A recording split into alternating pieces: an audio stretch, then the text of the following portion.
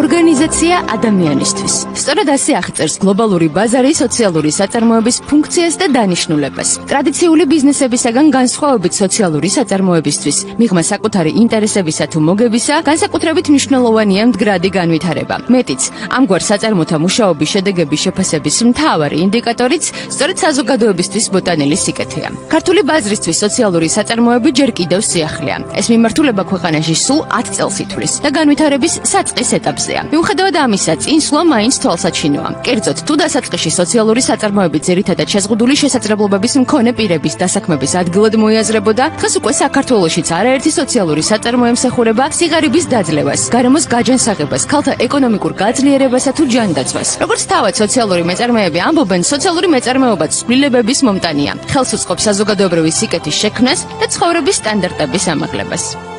სოციალური კომპონენტის ჭრილში და განსაკუთრებით საქართველოს მაგალითზე თუ გადავავლებთ თვალს და დავინახავთ, რომ ხდება საკმაოდ მნიშვნელოვანი პრობლემები, როგორიც არის სხვადასხვა მოწყვლადი ჯგუფის დასაქმება, სხვადასხვა რეგიონის განვითარება იმ ადგილებისა, სადაც ტრადიციული ბიზნესი ნაკლებად ინტერესდება, რომ საქმიანობა დაიწყოს, რადგან ერთი შეხედვით მომგებიანი საქმიანობა არ არის.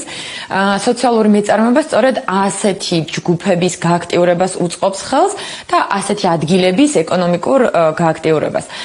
შესაბამისად, ფართო სურათში რომ შევხედოთ, ჯგუფები, რომელთა პოტენციალი, როგორც ინტელექტუალური, ასევე ფიზიკური რესურსი არის აუთვისებელი, სოციალური საწარმოები ამ რესურსს ითვისებენ და ასევე ისეთი ტიპის სივრცეებს ხდიან ეკონომიკურად აქტიურს, რომელიც სხვაგვარად რჩება ხოლმე თამაშს მიღმა.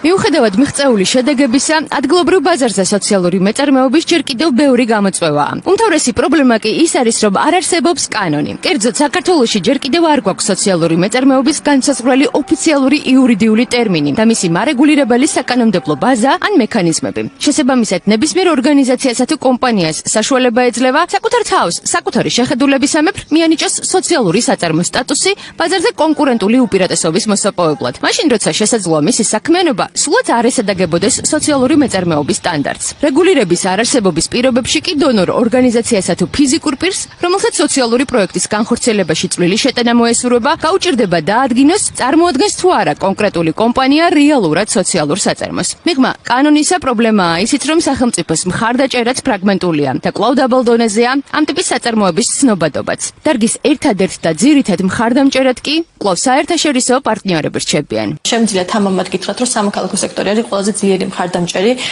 სოციალური საწარმოების და რა თქმა უნდა, როგორ იქნება სამოქალაქო სექტორის განვითარება, ის ძალიან აისახება და მაგალითად დონორების მხარდაჭერაც ძალიან აისახება იმაზე, თუ როგორ შეიძლება სოციალურ საწარმოებს რომ გააფართოვონ საკუთარი საქმიანობა. მთავარ გამოწვევად ასევე რჩება ის, რომ ჩვენ არ გვაქვს იურიდიული სტატუსი და სოციალურ საწარმოებს უწევთ მუშაობა AIP-ის ან ՇՊՍ-ის ფორმით.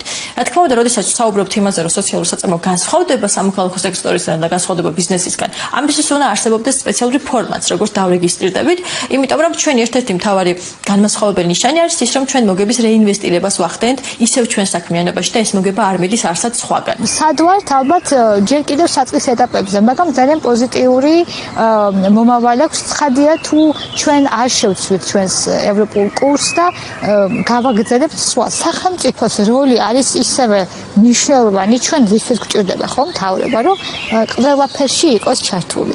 ასევე არის სოციალურ მეწარმეობის კუთხითაც.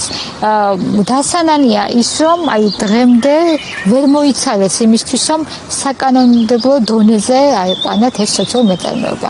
კი მე ვხედავ გამოფენებზე მოდიან ხოლმე რაღაც მოწონთ, თუმცა რაღაცად უფრო მეტი არის საჭირო კანონის კუთხით მე მაგათად გული მწყდება, რომ რამდენჯერმე იყო ცდილობა და დღემდე არ არის მიღებული ეს კანონი. საქართველოში სოციალური მეწარმეობის საკითხის გააქტიურებაც დონორი ორგანიზაციების დამსახურებაა. მათი საგრანტო პროგრამების საშუალებით ჯამში 80-მდე სოციალური საწარმო დაფუძნდა. როგორც თავად დონორ ორგანიზაციებსა და ფონდებში ამბობენ, სოციალური საწარმოების განვითარება და წახალისება განსაკუთრებით მომგებიანია ისეთი განვითარებადი ქვეყნებისთვის, როგორიც საქართველოა, რადგან შესაძლებელი ხდება არაერთი სოციალური პრობლემის მოგვარება საზოგადოებრივ საწყისებზე. თუმცა მეორე მხრივ, ამ დროისთვის მმართველი გუნდის მიერ უკვე მიღებული უცხოური გავლენის გამჭვირვალობის შესახებ რუსული სტილის კანონის მოქმედების პირობებში სამომავლოდ სოციალური საწარმოების არათუ განვითარება, არამედ შენარჩუნებაც კი კითხვის ნიშნის ქვეშ დგება.